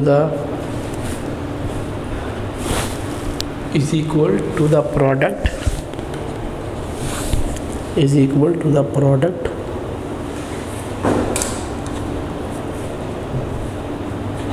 of frequency is equal to the product of frequency and wavelength according to form F lambda. कि speed of wave किस पे depend करती है? Product of frequency and wavelength. कि frequency और wavelength पे वो depend करती है। जब वो फ्रीक्वेंसी और वेवलेंथ पे डिपेंड करेगी तो फिर हम स्पीड निकाल सकते हैं। नेक्स्ट हमने स्टडी किया ripple tank. Ripple tank device used to produce wave. A ripple tank is a device used to produce water waves and demonstrate different properties। कि रिपल टैंक में हमने different properties study की, different properties of waves just like reflection, refraction and diffraction. कि ripple tank ऐसा device है जिसमें हमने क्या किया? वेव्स प्रोड्यूस की। जब हमने वेव्स प्रोड्यूस की तो वेव्स की प्रोडक्शन के साथ साथ हमने ये तीनों प्रॉपर्टीज़ स्टडी की। इन तीनों प्रॉपर्टीज़ में when a wave travelling from one medium falls on the surface of another medium, कि जब एक सरफेस से दूसरे सरफेस में वो गिरेगी, जब वो एक सरफेस से दूसरे सरफेस में गिरेगी तो it bounce back into first medium called reflection. क्या है? हमने रिफ्लेक्शन को कैसे स्टडी किया? Wave from one medium enters the surface of second medium, enters the surface of second medium, it may bounce back into first medium।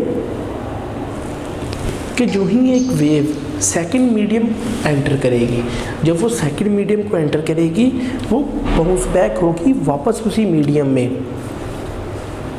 Just like this, तो फिर ये क्या होगा, ये reflection, this is called reflection of waves. Next is refraction.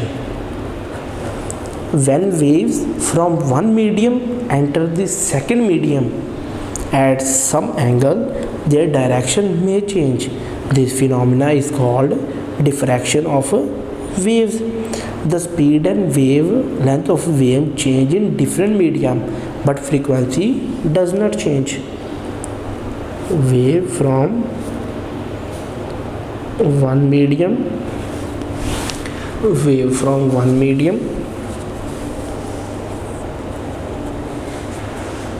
enter the second medium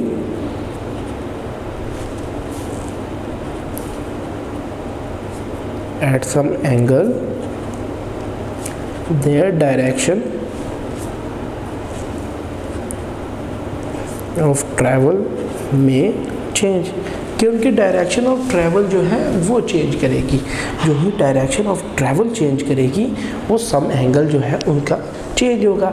जो ही angle change होगा, just like this, कि जब एंगल चेंज होगा हम कहेंगे यहाँ रिफ्रैक्शन कॉज हुई है। Next is diffraction. Diffraction, the bending of waves around obstacles or sharp edges. Bending of waves around obstacles or sharp edges. कि बेंडिंग ऑफ वेव्स हम स्टडी करेंगे कि अगर वेव्स जो हैं यहाँ ऑब्स्टेकल्स मौजूद हैं तो वो ऑब्स्टेकल से यहाँ उनकी बेंडिंग होगी, कि वो बेंडिंग होगी उनकी शार्प एज से। ये है डिफ्रैक्शन। ये थी summary of the whole chapter, कि पूरे चैप्टर में हमने कौन सी डेफिनेशंस स्टडी की हैं। समरी को स्टडी करके आप सारी डेफिनेशंस यहाँ समरी में in the last of the chapter में मौजूद होती हैं, कि ये सारे वो पॉइंट्स हैं जो हमने इस चैप्टर में स्टडी किए। ये था आपका first chapter of physics class 10, simple harmonic motion and waves. इसमें हमने मोशन को भी स्टडी किया डिटेल के साथ एंड वेव्स भी स्टडी की है। वेव्स की कौन कौन सी कैरेक्टरिस्टिक्स एंड प्रॉपर्टीज़ पाई जाती हैं।